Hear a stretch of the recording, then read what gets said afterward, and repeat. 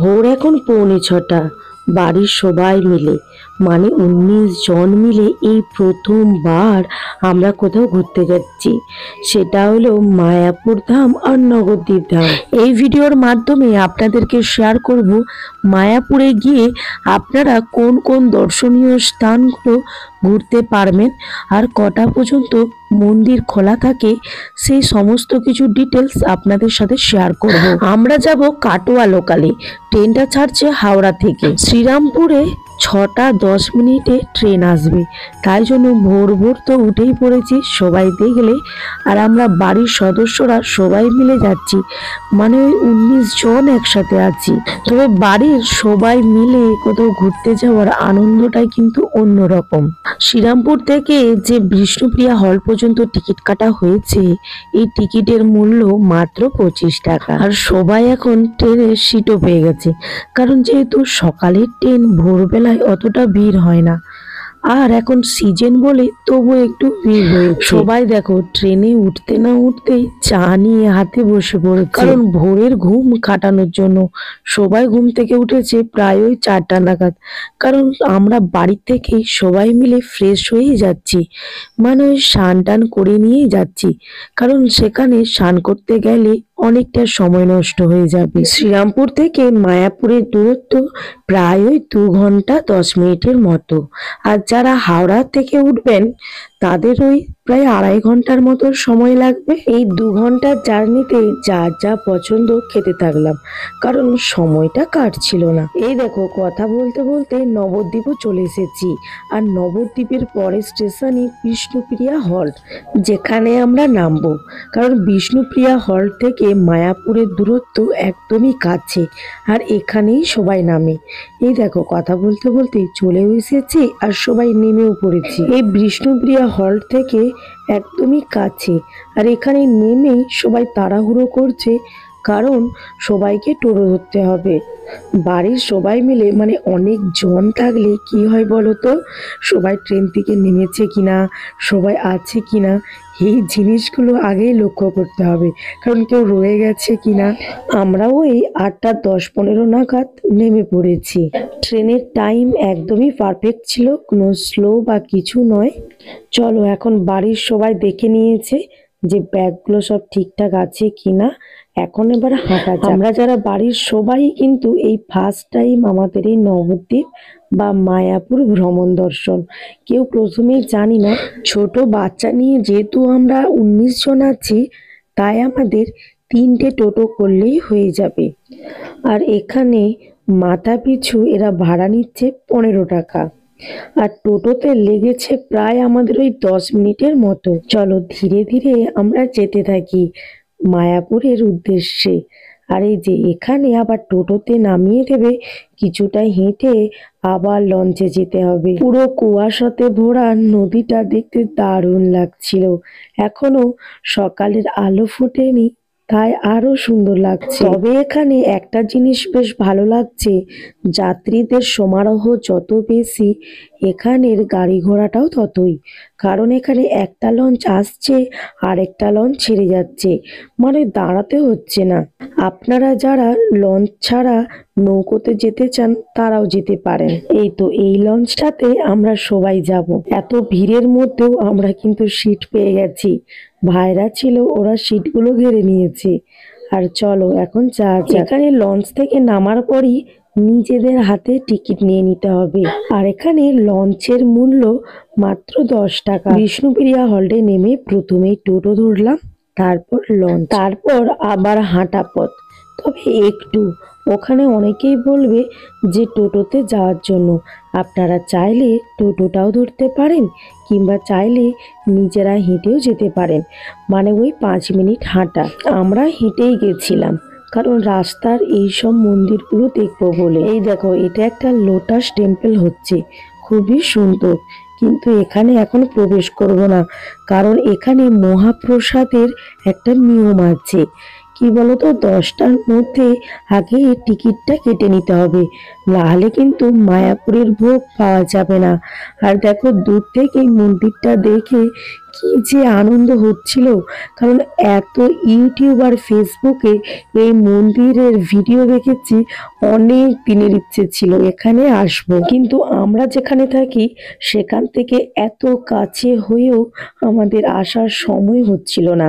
আর এখানে এসেই সবাই এরকম তিলক সেবা করবে বলে প্রচুর আগ্রহ দেখাবে, কিন্তু আপনারা খুব দেখে শুনে বুঝে নেবেন, কারণ আপনাকে হয়তো কেউ দিয়েছে তিলক, আবার একজন এসে আপনাকে দেওয়ার জন্য ব্যস্ত হয়ে পড়বে। এখানে এসে আমরা সবাই মিলে আগে তিলক সেবা করে নিলাম, তারপর সবাই করার পর আমিও আর কেন বাদ চাই, আমিও করে নিলাম। এই যে তিলক সেবা করছেন এটার মূল্য 5 টাকা। এবার এটা ভ্যারি করে সিজন অনুযায়ী। আমরা যেহেতু শীতকালে এসেছি এবং ছুটির সময়, সেই জন্য সব কিছুরই দাম বেশি। আমরা এখানে মন্দিরের বাইরে দাঁড়িয়ে আছি, কারণ ভেতরে কাকু গিয়েছে আমরা যে দুপুরের মহাপ্রসাদ গ্রহণ করব সেই টিকিট কাটতে। তোমরাও যখন এখানে আসবে আগে এই মহাপ্রসাদের টিকিট কেটে নেবে, তারপর যেখানে যেখানে ঘুরতে যাওয়ার আছে সব জায়গায় ঘুরতে যাবে, কারণ এই মহাপ্রসাদ গ্রহণ করার স্বাদ সবারই থাকে। আর এখানে ঘুরতে এসে ঠাকুরের দর্শনে যদি না ঠাকুরেরই প্রসাদ পায়, তাহলে আর সেটার মূল্যটা আর থাকবে না।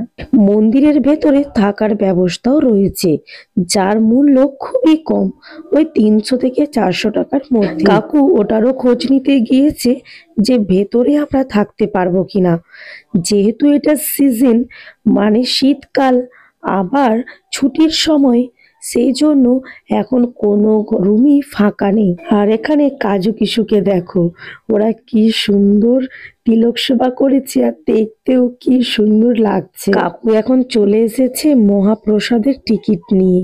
আমরা যে মহাপ্রসাদ গ্রহণ করব তার মূল্য কি, কয় রকমের মহাপ্রসাদ পাওয়া যায়, কি দাম, সমস্ত কিছু আলাদা একটা সেপারেট ভিডিও করেছি, সেটা পরের পার্টে শেয়ার করব। অনেক খোঁজাখুঁজি করার পরে একটা হোটেল পেয়েছি। এখন শুধুমাত্র রুমে ব্যাগগুলো রেখে দিয়ে আবার দর্শনীয় স্থানগুলো ঘুরে নেব। বাইরেই রুম পেয়েছি, মন্দিরের ভেতরে রুম পাওয়ার এখন কোনো চান্সই নেই। আর এখন রুমের মূল্য প্রচুর পরিমাণে বেড়ে গিয়েছে।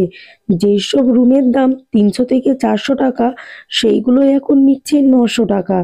আমরা যে হোটেলে আছি সেটার থেকে মন্দিরের দূরত্ব একদম কাছে, মানে ঢিল ছোড়া। সকালের টিফিন সেরে নিয়ে আমরা এখন বেরিয়ে পড়েছি মায়াপুরের আউট যে সাইড মন্দির দর্শন করার জন্য। হোটেলের বাইরে অনেক টোটো দাঁড়িয়ে আছে, আর এই টোটোগুলো একটু বড় সাইজ, দেখো দেখলেই আপনারা বুঝতে পারবেন। এক একজনের মাথা পিছু 60 টাকা করে বলেছিলেন, কিন্তু কাকু একটু দাম দর করে নিয়েছে। আপনারা যখন আসবেন আপনারাও দাম দর করে নেবেন, ওনারা বলবেন 60-70 টাকা এক একজনের মাথা পিছু, আপনারা 10 টাকা বা 20 টাকা কমিয়ে নেবেন। এখন আমরা যাচ্ছি নিমাইয়ের দর্শন স্থান, তারপর মাসি পিসি, আরো অনেকগুলো। তবে এটা আপনাদেরকে মাথায় রাখতে হবে, 12টার মধ্যে সমস্ত মন্দিরের দরজায় কিন্তু বন্ধ হয়ে যাবে, কারণ তখন ভগবানের সেবা যেহেতু দেয়া হয়, সেই জন্য মন্দিরের গেট অবভিয়াসলি বন্ধ হয়ে যায়। সেই জন্য চেষ্টা করবেন তাড়াতাড়ি একটু দেখে নেওয়ার, মানে ওই 12টার আগে, নালে বিকেলবেলা 3:30। আর এখানে প্রতিটি মন্দিরই এত সুন্দর, ঠাকুরের এত সুন্দর রূপ সাজানো গোছানো, যেটা রূপ সবাইকে মুগ্ধ করতে বাধ্য। আর প্রত্যেকটা মন্দিরের ভেতরেই ভিডিও করা নট অ্যালাউ, তো সেটা আর করা হয়নি, কারণ যেটা বারণ সেটা আমার মনে হয় না করাই শ্রেয়। মন্দির যেহেতু খালি পায়ে প্রবেশ তো অবশ্যই, তাই আমরা মন্দিরের প্রাঙ্গণে জুতো না খুলে টোটোতেই খুলে এসেছি। এটা নিমাইয়ের জন্মস্থান, এই সেই স্থান যেখানে নিমাই জন্মগ্রহণ করেছেন। প্রতিটি মন্দির, প্রতিটি ঠাকুর এত রূপময়, ইচ্ছে দেখে আমি শুধু বারে বারেই মুগ্ধ হয়ে যাচ্ছি।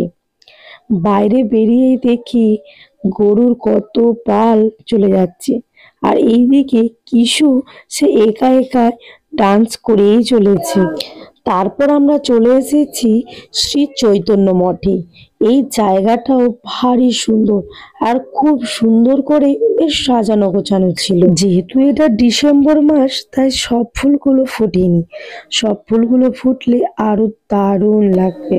এই মঠে রয়েছে একটি পুকুর, যেখানে জল মাথায় নিলে নাকি খুবই শুদ্ধ এবং পবিত্র। আর মহাপ্রভুর দূতরা কিরকম ঘুরে বেরোচ্ছে, তবে এরা কিছুই করবে না, এদের সাইড দিয়ে সবাই যাতায়াত করে আস্তে আস্তে। চলেছে।